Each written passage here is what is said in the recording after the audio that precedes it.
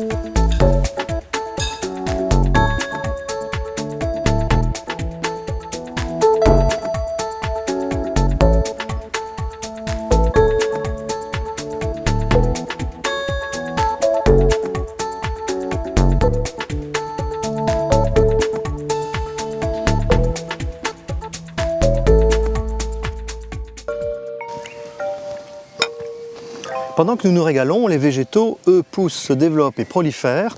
Il va donc falloir envisager de maîtriser la croissance des branches, non pas en les coupant, mais en les guidant. La technique, dénommée palissage, consiste à rapprocher la plante d'un support pour y attacher ses rameaux avec du fil de fer ou des liens. C'est ce que va pratiquer notre expert sur des framboisiers dont les cannes sont quelque peu indisciplinées. Le principal intérêt de palisser les framboisiers, c'est d'avoir une cueillette à hauteur. Vous pourrez cueillir vos framboises à 1,50 m environ. Un autre avantage, et non des moindres, nos framboisiers vont profiter d'un minimum d'ensoleillement. Du soleil qui viendra d'un côté, le soleil qui permettra aussi d'aller de l'autre côté. Vos framboises seront beaucoup plus sucrées, beaucoup plus succulentes grâce à l'ensoleillement. La première étape pour réussir un palissage de framboisiers est au cours de l'hiver lorsque les framboisiers sont dans leur période de repos. Vous allez planter des piquets. Ici, il s'agit de piquets autoclaves qui mesurent 2 mètres d'auteur. Et on va les transpercer avec une perceuse. Vous passez un fil à l'intérieur pour bien les maintenir droits. La deuxième étape a lieu au printemps lorsque les framboisiers commencent à bien démarrer, lorsqu'on voit bien leurs tiges. Nous allons planter des cavaliers. Le premier cavalier à 40 cm par rapport à la surface du sol, un cavalier le long de mon piquet, un autre cavalier de l'autre côté. 40 cm plus haut, je plante un deuxième cavalier, ainsi que de l'autre côté, jusqu'à la hauteur définitive. Ces cavaliers vont me servir à glisser un fil de fer à l'intérieur. Donc c'est un fil que nous glissons dans le cavalier. Je passe sous les brins de mes framboisiers, donc il faut toujours bien commencer par le bas. On va jusqu'au deuxième poteau. Le principe est de relever les branches les plus basses et de les amener à hauteur pour faciliter la cueillette des framboises. Et petit à petit, je vais pouvoir monter tranquillement les branches, les cannes du framboisier sans les abîmer, en les passant dans les cavaliers. Alors, un fil d'un côté et un fil de l'autre côté, de façon à bien maintenir serrés les framboisiers. L'avantage en utilisant du fil de fer, ça vous permet d'avoir des liens éphémères. Au moment où vous allez renouveler vos cannes, vous pourrez les détacher à votre guise et pouvoir nettoyer vos framboisiers facilement. Pour déambuler dans un jardin, il faut créer des allées. Alors il y a bien entendu des allées engazonnées comme ici, mais pour circuler plus confortablement, il est judicieux de les habiller d'un revêtement minéral. Petit tour d'horizon d'une sélection de 3 matériaux parmi les plus utilisés, les dalles, les pavés et le sable. Et nous allons commencer par les pavés.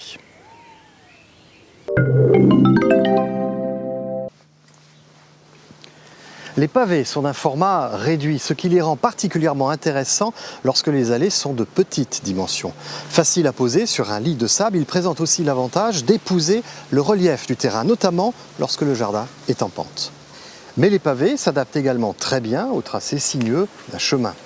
Entre chaque pierre, les joints peuvent être remplis de sable et accueillir des plantes ou de la mousse. Ils peuvent aussi être jointoyés au ciment et offrir ainsi une surface beaucoup plus plane et confortable à utiliser.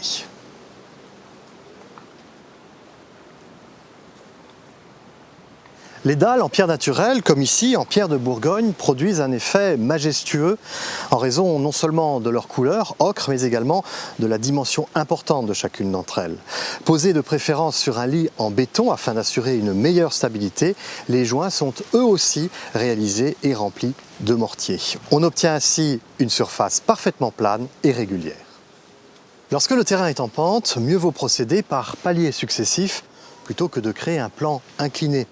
Une surface horizontale est beaucoup plus confortable et surtout beaucoup plus sécurisante à fouler, notamment par temps de pluie.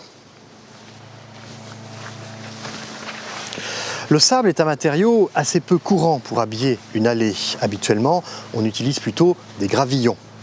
L'un comme l'autre présentent des avantages, à commencer par le fait qu'ils sont faciles à poser. Ils sont également économiques à l'achat et surtout ils sont poreux, laissant ainsi s'infiltrer les eaux de pluie.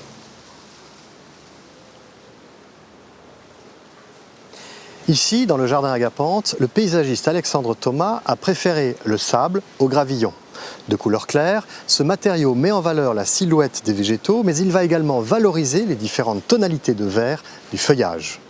En plus des allées, Alexandre Thomas a utilisé ce matériau pour recouvrir le sol de ces massifs.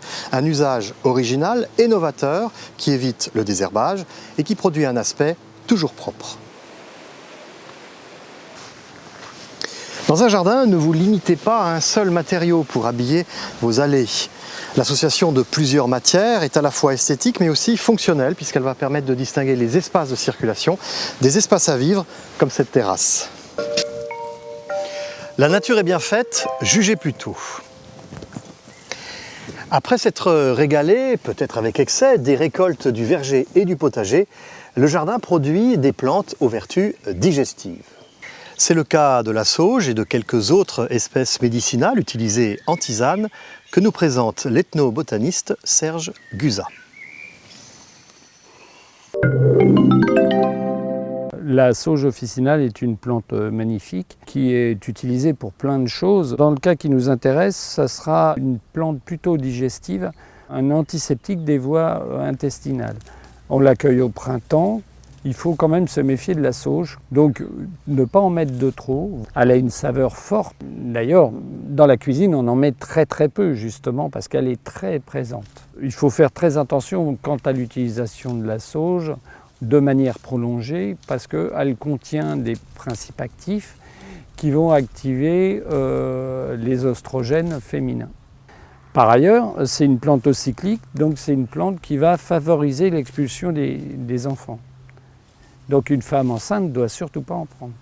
Pour la tisane digestion, on va utiliser des plantes qui vont fonctionner sur les différentes parties du système digestif, le tube digestif, l'estomac, plus l'intestin.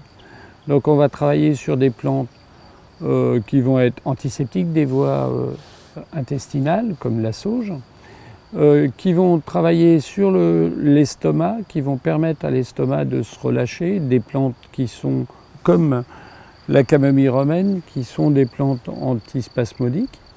Et on va travailler avec une plante qui va être particulièrement intéressante pour éviter les ulcérations du tube digestif, comme le souci. Et à côté de ça, on va rajouter des plantes qui vont stimuler la digestion, comme la sauge par exemple, ou la menthe poivrée. La digestive est une tisane à préparer en infusion, donc ne pas faire bouillir. Parmi les plantes digestives, on trouve aussi le fenouil et la mélisse. Se soigner par les plantes et soigner son jardin par les plantes également sont au sommaire du Rustica de la semaine prochaine. En effet, vous trouverez dans la première partie du dossier de ce numéro les meilleures plantes utilisées après décoction ou macération pour lutter contre les parasites et les maladies au jardin. Enfin, et pour être tout à fait complet sur le sujet, ce magazine est accompagné d'un carnet pratique spécial bien-être. Un carnet pratique doté de fiches conseils sur les plantes et leurs aptitudes à soigner les maux et les petits bobos de l'été. Mais en attendant, profitez de votre jardin pour partager des moments que je vous souhaite festifs et gourmands.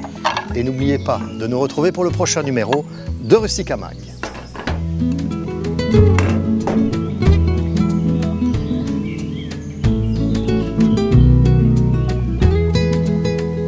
Retrouvez tous nos conseils sur le site www.rustica.fr.